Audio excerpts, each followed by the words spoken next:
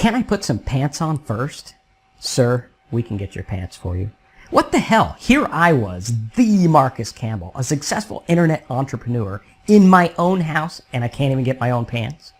Sir, are there any guns in the house? Is this some kind of conspiracy or something? First, I can't get my own damn pants, and now you think I'm going to shoot people? What the hell kind of police are you? You're supposed to be on my side. I pay my taxes. In fact, over $168,000 in 1 year alone. That's probably more than all you guys make combined. Place your hands behind your back. We're putting these on you for your safety. My safety. Ha! If you let me do what I planned, I wouldn't even be here. I remember the day as if it happened yesterday. Thoughts racing through my mind as I effortlessly complied with everything asked of me by the police, as I was being cuffed and placed in the back of a police car in front of those peering eyes, hidden between the openings of my neighbor's window shades. These neighbors have all they need to make fun of me and call me whatever they want now. Great! What else can I do to make this day any worse? This was the day I would be placed on an involuntary psych hold, a 5150 as they call it in California, which basically means that the state thinks I am too dangerous to myself to be able to have any normal human rights for 48 to 72 hours. This is not my life, I thought to myself. I was a good daddy. I was a caring person. What brought me to this? I was successful. I had everything I said I ever wanted. I had done everything I was supposed to do. I was even a gospel preacher for 4 years, preaching in the streets, getting hit, spit on, and yelled at for the name of God. Doesn't that count for something? I mean, aside from the occasional speeding ticket, I was a pretty upstanding guy. I followed the damn rules. What else do you want from me? This day is taking forever, I thought to myself as we pulled away from my beautiful home in Northern California, with my wife sobbing uncontrollably, standing in the front door, watching me bob back and forth in the back of the police car, unable to keep myself steady. I sure am glad the kids were at school already. The last thing I would want is for them to see all this. We were planning to move across the country in about a week, and we were just finalizing the sale of our home here in California. Aside from making a bunch of money online, no one knows it, but I'm really flat broke. The sale of our house in Northern California is the last attempt to secure a home in Florida and pay off the bills that I racked up over the last few years. And just a few days ago, we got word that we needed to double our down payment, which left us with pretty much nothing to move with. The thought of being without a place to live for my family was terrifying. Not just one of those little scares, but the kind that hurts your bones and makes your head twitch. What the hell have I done with my life? I made over $5 million online, and now I have to think of what life would be like if my kids had no place to live? What am I thinking? What the hell is wrong with me? One of those moments where you can see a glimpse of the fog through the stress hit me like a ton of bricks. What was I doing to my family? What did I become but a blithering mess of a man who can't even provide for his kids? No wonder life seems better off without me in it. Oh hell, not this hospital. The car pulls into the emergency lane of Vacaville's notorious rip-off hospital. I'd been there before, and I tell my story to the sympathetic police officer who listens as I go on and on about how to pay $6,400 to pee in a cup and take a blood test here about 3 years ago. Damn if they're going to get another penny out of me. This whole fucking thing is a joke. Rip-off hospitals, insane taxes. Who's going to look out for me? I mean, I'm the good guy here. All the while, the cuffs are digging into my wrists, and I can't get comfortable. And this fucking anxiety is going to kill me. Have you ever had anxiety so bad that you wanted to either piss your pants, run away, die, or just about anything to get away from it? That's how I was. I couldn't sit still. I couldn't think. I wanted to run away fast. My mind was racing 1,000,000 miles a minute, and I couldn't stop it. I could never stop it. It just goes and goes and goes, which is pretty good for business ideas, but bad for normal functioning life. All I could think to myself is, damn, I'm sure I'm glad I had those extra wine boxes hidden in the garage. If it wasn't for downing those, I wouldn't make it past 9 a.m. It was now 8:35 in the morning. You see, back then I drank every morning to take the edge off, and because I had to. On the outside, you would think I had it all together. People used to tell me, "You're the wise one. You have everything together." My friends and colleagues came to me for advice. They called me the centered one. But on the inside, I was a total mess. Crying myself to sleep, read that, sobbing, had become a normal occasion. Oh, I had plenty reason to cry, that's for sure. My alcoholic grandmother who almost killed me twice, my aloof mother, abusive step-parents, and totally narcissistic father who can't help but talk about himself all the time, who moved me out at the ripe old age of 16 with absolutely no life skills whatsoever, and I had to take care of my older brother too. Not to mention I have an overbearing wife who yelled at me and the kids all the time. Even my therapist was a whack job who stopped charging me because I was quote-unquote helping her more than she was helping me, or so she stated. I was plagued by my past, my present, and lack of a future I could believe in. And in my darkest hour of need, no one was there to help me. I couldn't even sit and finish a meal in public because I was abused with food so bad that my throat would bleed often from having forks shoved down it. Gotta eat your damn vegetables, little Marky, little 8-year-old Marky, or you'll never grow up to be big. Ouch. Nice sense of humor, God. After all those vegetables, I'm still too freaking short to reach the hidden vodka on top of the fridge. I was afraid of damn near everything. Getting pushed around in school for 10 years will make anyone like that. Especially when you're only 5 feet tall, full grown. I think I was like 4'8" or something during high school. I remember one time when I was in PE class, sitting on the grass depressed with my head in my hands, and all of a sudden, wham! Some kid starts kicking at my head. I got up after having pissed my pants out of fear, hoping no one noticed, and the damn teacher sends me to the office telling them I should be kicked out of school. For getting kicked? Nothing happened to the kid who kicked me, though. So I just left that school, never mind visiting the office, and that was the last time I ever took school seriously. That's how life was for me. I was a victim, and I had every reason to be. Life had dealt me an unfair hand, and I made good on it. I did what I was supposed to, and this is the thanks I get? Handcuffed, can't get my own pants, taken involuntarily to the rip-off hospital. I mean, come on. When I first met my wife for the first time and got her pregnant, I didn't run like my dad said I should. I stuck it out. And I took the little $100 I had in my account and made over $5 million online. I could have ran, but I made good on it. Now this? Can you take my cuffs off, please? I won't hurt myself or anyone else. I'm not supposed to, but you seem okay. Click. The chair. After about 6 hours of sitting in the hospital having no idea what's going to happen to me, where am I going to live, or what the hell is going on, finally the ambulance arrives. Seriously? An ambulance? What's this going to cost me? Whoever thought it was a good idea to take a suicidal person and pile up a bunch of bills for medical expenses is more delusional than I am. And I'm the one being strapped to this stretcher thing?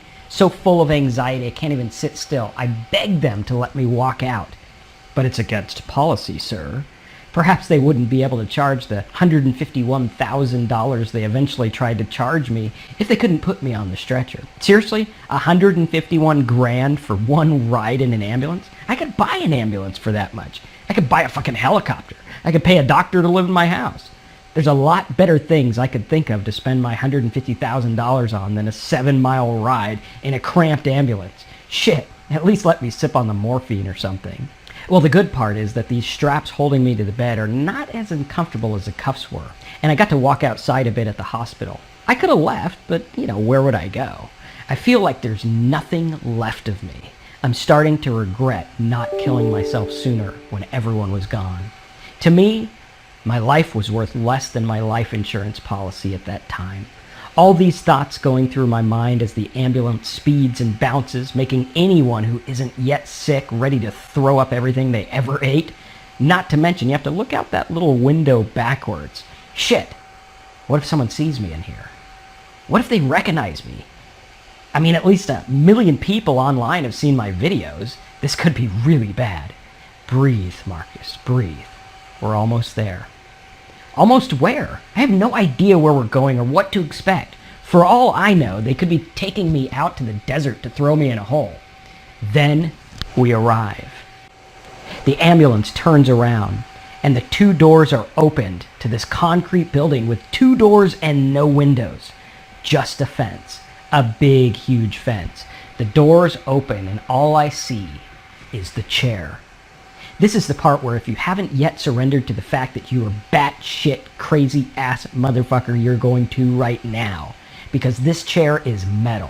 It has hand straps, feet straps, the whole 9 yards. I feel like I'm in some M. Night Shyamalan movie where the sane person is about to go crazy because everyone tells him he's crazy, and they all make him so crazy that now he really believes it.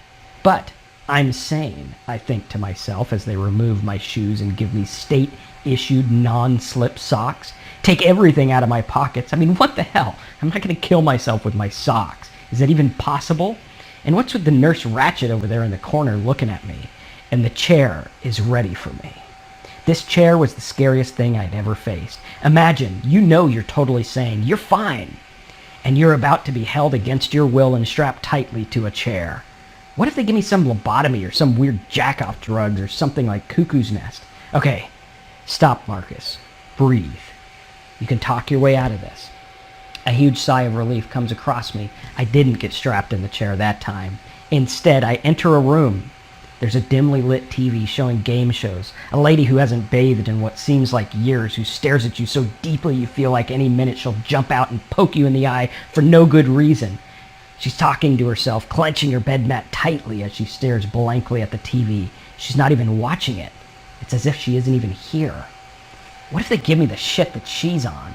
What if I can't take a shower? What if they have me here for the night, a few nights? What if it's weeks or months?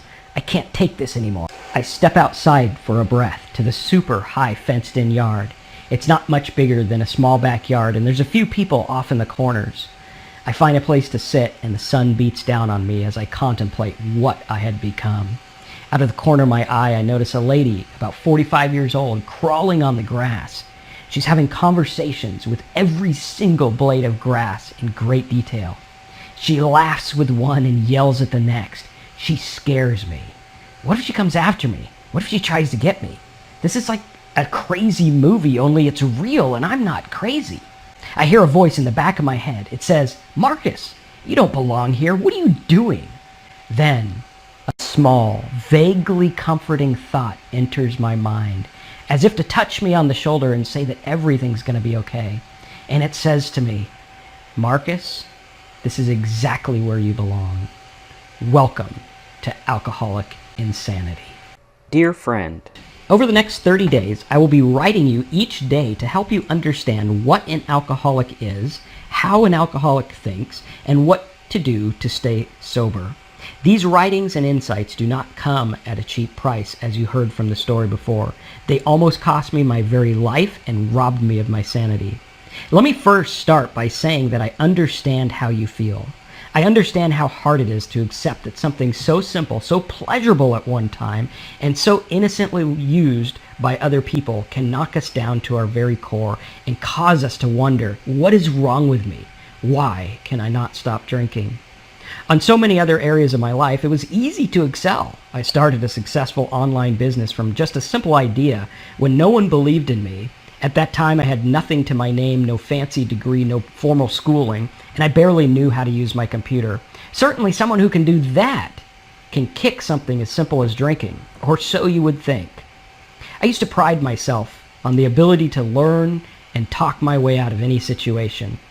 This was a valuable tool at times, or so it seemed. I was even able to talk my way out of staying the full 72 hours at that mental hospital I told you about earlier, convincing them that I was sane. Now, the law requires a full 72 hours, but I got out in 4. Or the so many times people looked up to me for answers and advice saying, "Wow, he seems like he has it all together. He's so grounded and mature."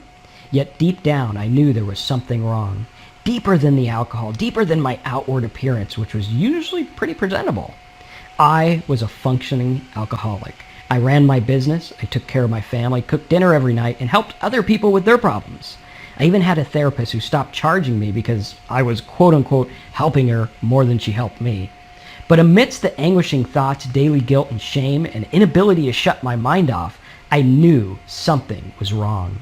But I didn't know what or how to move past it. Could this little drink be what's wrong with me? Is there more? I would often wonder this as I searched the internet for ideas day and night. I would search for things like, am I an alcoholic, and what is an alcoholic, and even things like, am I going crazy? Many a sleepless night, I would stay awake researching and learning. To no avail. Nothing seemed to help. No one had the answer I was looking for, so I could stop drinking long enough to clear my mind and figure out what was going on. In the spring of 2014, my life seemingly came to a crash. I sold my home in Northern California completely in a drunken fog and was about to relocate myself, my 2 kids, and my wife across the country to Florida for no other real reason than we really wanted to move to Florida and the houses were cheaper. We had problems getting the house in Florida, my income wasn't what I had expected, and I couldn't run away from the fear and constant thoughts of impending doom. My life was worth less to me than my life insurance policy. At this point, my kids were afraid to be alone with me when I drank because I wasn't able to tend to their needs and care for them like a father should. My wife and I had our problems, 14 years of them, but all that faded in the distance when I could not stop drinking. That was all there was. That consumed me, and that consumed them. Why can I not stop drinking? Why can I not get past my past? What the fuck is wrong with me? These thoughts plagued my mind day and night. I couldn't escape. I couldn't turn them off. The only thing that helped was more alcohol. After a few weeks of serious consideration, I had decided that the best way to solve my problems and get rid of these haunting thoughts was to end it all. I had planned to take my own life. Seriously planned and thought out. Not another one of those half-cocked plan that I came up with. This one was dialed in. After all, if no one knows what the hell is wrong with me, then it must be really, really bad, and I shouldn't be allowed to exist anymore. Perhaps you're not as bad as I was, or maybe you're worse. But I can tell you today that after being 2.5 years sober, I still have the desire to drink sometimes. Sometimes I just want the taste, and others I know it used to help me escape a tough situation or shut my mind off for a little bit. In those times, I find it helpful to remember where I came from, to remember what it was like to wake up after a crappy 4-hour sleep, obsessing about what I did the day before, trying to nervously account for every minute. Where was I? What did I do? Who did I talk to? What did I say? What did I think I did? What I thought I didn't do? Oftentimes, I would be in tears over what my life had become, and I didn't want that back. Or to remember what it was like to have a drink. When I used to have to down a few drinks. Not want, have to. Or cheap box wines, or the bottoms of whatever was left over from the bottles the day before, just to calm my anxiety to function in daily life. One time it got so bad I couldn't take a walk with my wife for more than 200 yards because my legs gave in from anxiety and made me feel like my world was crashing in. Other times I made excuses not to go to school functions because anxiety was so bad I couldn't sit still. For over a year, I couldn't attend church with my family because of this body-crippling anxiety that would not go away no matter what I did. I was going insane. My therapist said I just needed exposure therapy or some other cockamamie shit they came up with for that day. I even took antidepressants to try to help. Nothing worked. The alcohol helped at first. Then it got to where it was needed for daily functioning. I drank all day, every day. In the morning at 4 a.m., lunch, night. I was in the grips of alcohol and it owned me. The very thing that helped me cope had turned on me. I hate you, alcohol. Why did you do this to me? What have I become and how can I get out? These letters I'll be sending you over the next 30 days are going to show you what's going on with your mind and how alcohol is affecting you. Teach you how not to drink even if things get worse than they are right now. Give you the gift of sober thinking. Help you understand how your mind got this way in the first place. Reveal tools you can use to combat the unstoppable thoughts. Inspire you to overcome downtimes and deep depression. Put an end to the useless guilt that plagues you. Calm you by showing you how to deal with anxiety. Inform you of what an alcoholic is and is not. Give you daily coping skills to deal with just about anything. Show you how to get by without alcohol. And of course, you will start feeling better starting now. I write these to you as a brother, a friend, someone who knows what it's like to be where you are. You are not alone anymore. My words will go with you. Take them and use them. These are the letters I wish someone had sent me when I was at the end of my ropes, and sometimes not. You see, this is a tough mountain to climb. Sometimes I was able to maintain my drinking. Sometimes I could stop for 1, 2, or even 3 weeks at a time. And I thought I had it all handled. I wasn't a drunk like those dudes in the park. I had my houses, my cars, my businesses, my family. Then I would look back, wondering how I ended up drunk again. I was doing so well. Now I'm endlessly searching the grates under the barbecue, the sheetrock in my office, the boxes in the garage where I hid my $1 box wines, pining like a fiend for my next fix. Trembling, afraid, anxious. What the fuck? I was fine last week. I went a whole 3 weeks. I had beer at lunch with my Diet Coke. I was good. I had a Diet Coke for crying out loud. I was fine until I wasn't. I can't tell you what took me from my Diet Coke and light beer to bottles of box wine and vodka. I can't even tell you where I bought them or why. It was as if some force above me was guiding me to the store and putting it in my basket. My friend, you are not alone, and you do not have to do this by yourself. I've walked this road before, and I'm going to walk it with you for the next 30 days. Remember, alcoholics drink. That's what they do. Don't look at yourself as a success or failure if you drink again. Do not trust your feelings when you're hungover, sad, angry, or tired. Let these letters be your guide, and I will help you. Welcome to the first day of understanding your mind. Try not to drink today no matter what happens. If you can get through the next 24 hours and make it to my next letter, that will be helpful. If you can't make it, go as long as you can, and if you get the urge to drink or find yourself about to order one, read my next letter first. I love you, and I can't wait to share my life stories and experience with you. I'm not writing this as an all-knowing, enlightened son of a bitch who thinks he knows everything. I'm just sharing what happened to me, what got me sober, and what keeps me sober today. Use these words as a guidepost and make them your own. In them, you will find what works for you. Your friend, Marcus. To download all 30 of Marcus's Letters to an Alcoholic, visit talksober.com/letters. That's talksober.com/letters. You can download them free right now and get access to Marcus's rehab notes to help you get and stay sober starting today.